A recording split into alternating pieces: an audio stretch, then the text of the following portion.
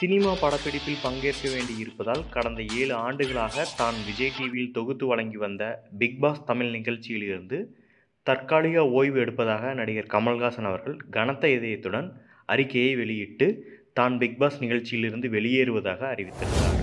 Big pass நிகழ்ச்சியை தொகுத்து வழங்குவதில் நடிகர் கமல் அவர்கள் தனக்கென தனி பாணியை கடைபிடித்தார்.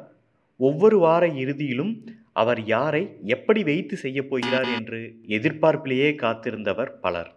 இருப்பினும் கடந்த சில சீசன்களில் தொகுப்பாளரான நடிகர் கமல் சில தவறுகளை கண்டும் காணாமலும் இருந்ததாகவும் அவர் மீது குற்றச்சாட்டு உண்டு.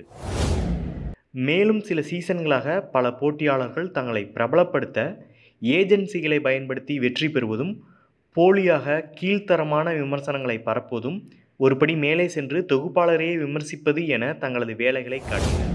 இவை எதையுமே கண்டுகொள்ளாத விஜய் டிவி தங்கள் நிகழ்ச்சிக்கு எப்படியேனும் நெகட்டிவ் ரீதியிலும் ரேட்டிங் கிடைத்தாலும் சரி என்று கருதிய நிலையில்தான் பிக் பாஸ் 8 தமிழ் நிகழ்ச்சியிலிருந்து விலகுவதாக நடிகர் கமல் அவர்கள் தற்பொழுது அறிவித்துள்ளார்.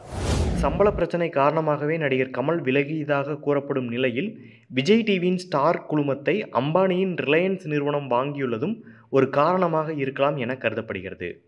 மேலும் இதுவரை 7 சீசன்களாக விஜய் டிவியில் ஒளிபரப்பாகி வந்த பிக் பாஸ் தமிழ் நிகழ்ச்சி தற்பொழுது ரிலையன்ஸ் நிறுவனம் விஜய் டிவி குழுமத்தை வாங்கியுள்ளதன் காரணமாக கலர்ஸ் தமிழ் தொலைக்காட்சியில் ஒளிபரப்புவதற்கு அதிக வாய்ப்புகள் இருப்பதாகவும் கூறப்படுகிறது.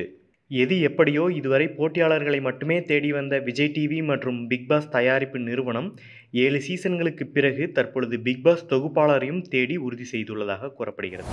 இன்னும் சில தினங்களில் பிக் பாஸ் தமிழ் சீசன் 8 நிகழ்ச்சிக்கான ப்ரோமோ வெளியாக உள்ள நிலையில் இந்த பிக் பாஸ் சீசன் 8 நிகழ்ச்சியை தொகுத்து வழங்கப் போவது யார், எந்த தொலைக்காட்சியில் ஒளிபரப்பாக போகிறது என்ற பல்வேறு தகவல்கள் வெளியாகலாம்.